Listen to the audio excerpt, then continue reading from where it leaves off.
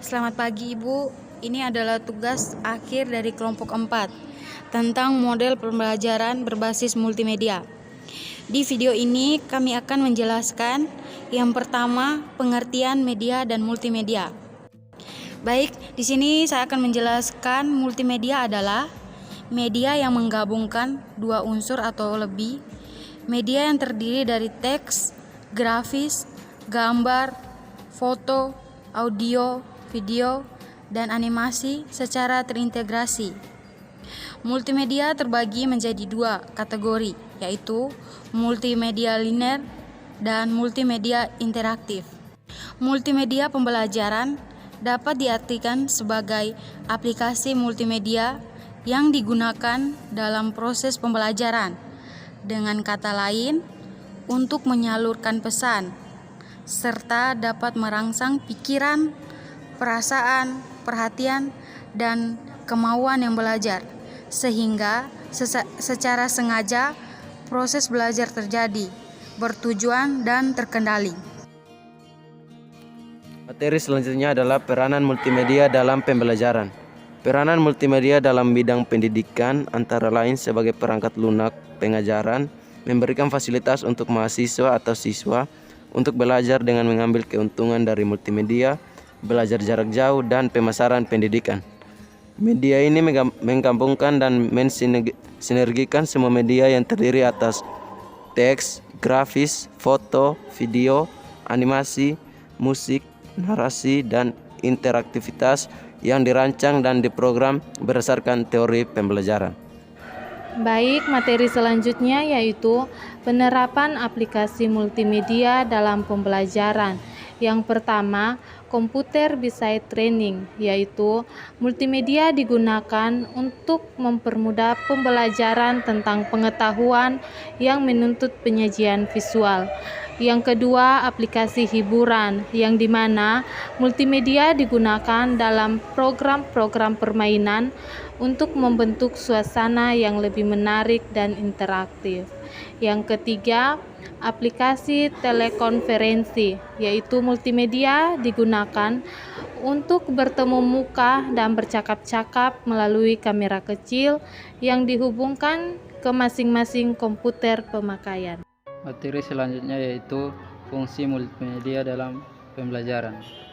Media pembelajaran berguna untuk menyalurkan pesan, pengetahuan, keterampilan, dan sikap, serta dapat merangsang pilihan, perasaan, perhatian, dan kemauan siswa, sehingga secara sengaja proses belajar terjadi, sehingga bisa dibilang pengguna multimedia adalah salah satu alternatif yang bisa dilakukan dalam menumbuhkan minat atau motivasi belajar siswa. Mempermudah proses belajar mengajar. Mengajar tidak perlu menuliskan materi pada papan tulis, tetapi pengajar hanya cukup menampilkan slide. Materi selanjutnya manfaat dan penggunaan multimedia. Manfaat fungsi multimedia dalam kegiatan pembelajaran tentunya mempunyai tujuan, diantaranya sebagai berikut. Tujuan kognitif, yaitu mengajarkan konsep-konsep aturan prinsip, langkah-langkah, proses, dan kalkulasi yang kompleks. Yang kedua, tujuan afektif. Bila program didesain secara tepat dengan memberikan potongan klip, suara, atau video yang isinya mengunggah perasaan, pembelajaran, sikap, atau afektif pun dapat dilakukan menggunakan media komputer. Yang ketiga, tujuan psikomotor. Dengan bentuk pembelajaran yang dikemas dalam bentuk games dan simulasi sangat bagus digunakan untuk menciptakan kondisi dunia kerja. Yang berikutnya, penggunaan pembelajaran berbasis multimedia. Digunakan untuk menjelaskan materi-materi yang sifatnya teoritis, digunakan dalam pembelajaran klasikal dengan grup belajar yang cukup banyak. Media ini cukup efektif sebab menggunakan multimedia proyektor yang memiliki jangkauan pancar cukup besar. Kelebihan media ini adalah menggunakan semua unsur media seperti teks, video, animasi, gambar, grafik, dan sound menjadi satu kesatuan penyajian, sehingga mengakomodasi sesuai dengan modalitas belajar siswa. Baik, selanjutnya kelebihan dan kekurangan pembelajar berbasis multimedia. Yang pertama, kelebihan. Anak-anak bertanggung jawab terhadap belajarnya sendiri. Interaksi antara anak dan materi bersifat konstan. Anak hanya menghadapi satu rangsangan pada waktu tertentu. Materi pembelajaran sudah diurutkan dengan benar. Kecepatan pembelajaran dapat diatur. Anak menerima umpan balik segera dan hampir tidak ada persoalan kecemasan anak. Yang kedua, kekurangan. Motivasi yang dihasilkan dengan jalan bekerja sama dengan anak lain menjadi hilang.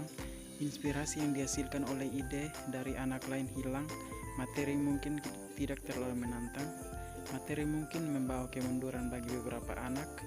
Dan program pembelajaran memerlukan waktu yang lama untuk mempersiapkannya. Sekian hasil kerja kelompok kami. Jika ada kesalahan tutur kata, mohon dimaafkan. Terima kasih.